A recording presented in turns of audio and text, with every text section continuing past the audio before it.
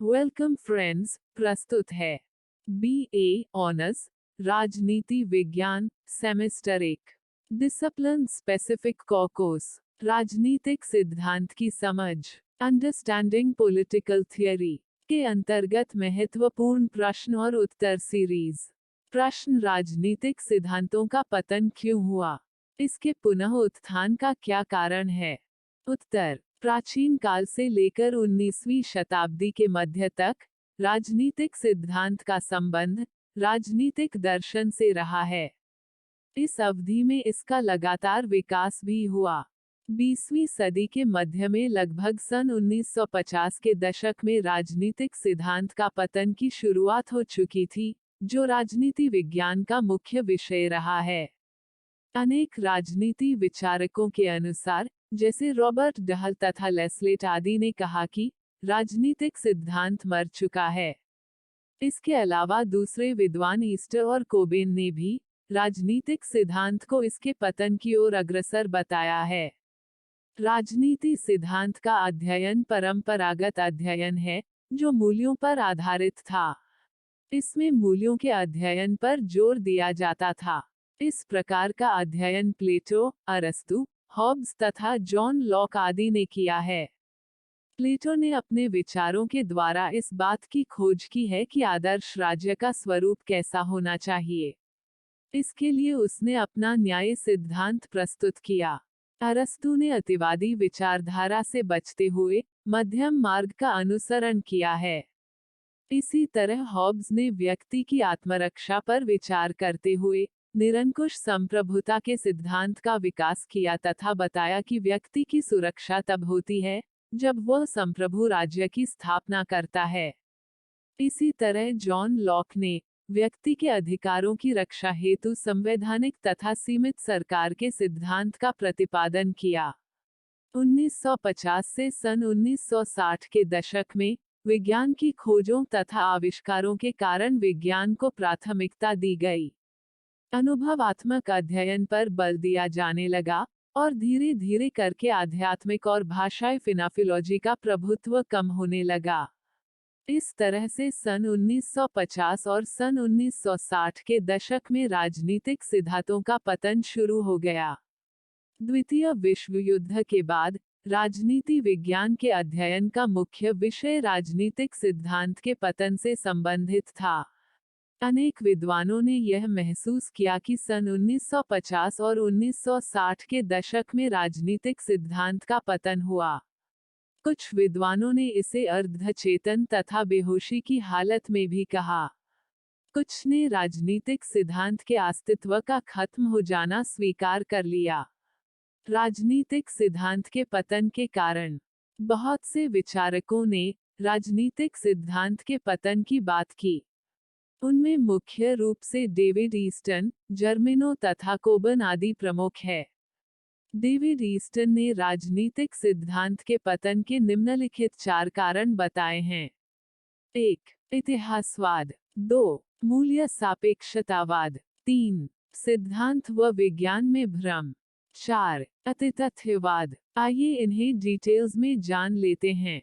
1. इतिहासवाद। Easton ने 20वीं सदी के विचारों को इतिहासवाद की संज्ञा दी है।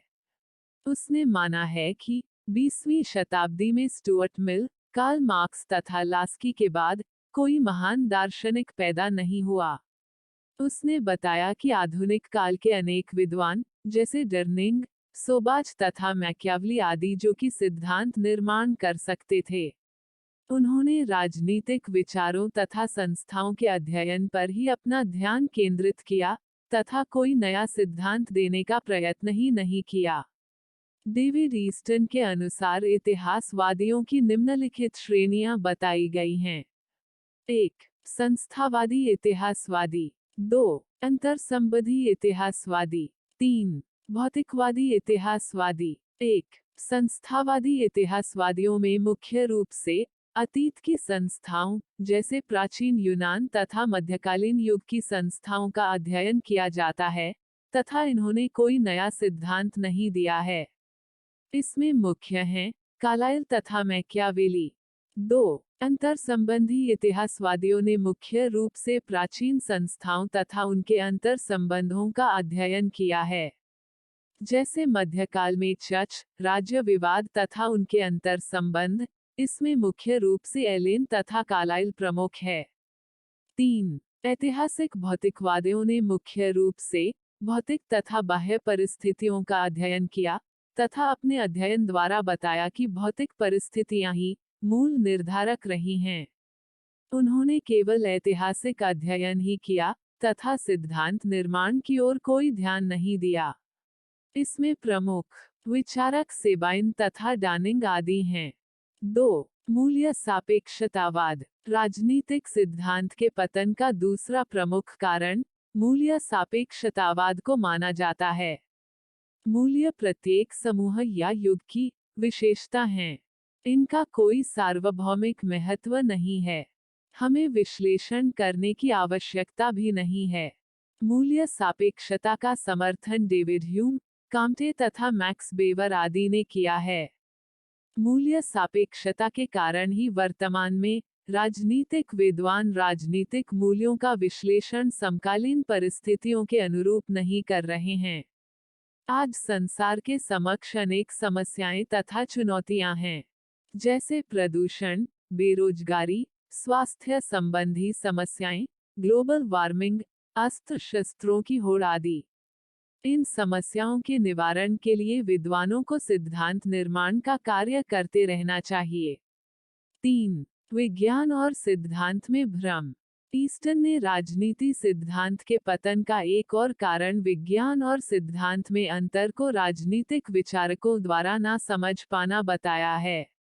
वैज्ञानिक पद्धति का प्रयोग और शोध करना अलग बात है, और राजनीतिक सिद्धांत का निर्माण दूसरी बात है।